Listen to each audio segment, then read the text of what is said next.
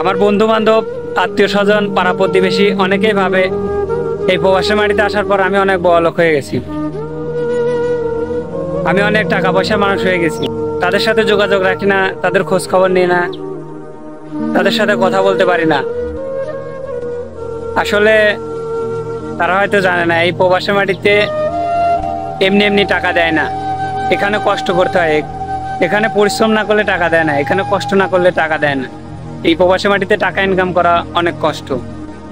এই প্রবাসী মাটিতে যেদিন পা রেখেছি তার পরের দিন থেকে আজকের দিন পর্যন্ত একদিনও রুমে শুয়ে বসে কাটাতে পারিনি। প্রত্যেকটা দিন ডিউটি করতে হয়েছে,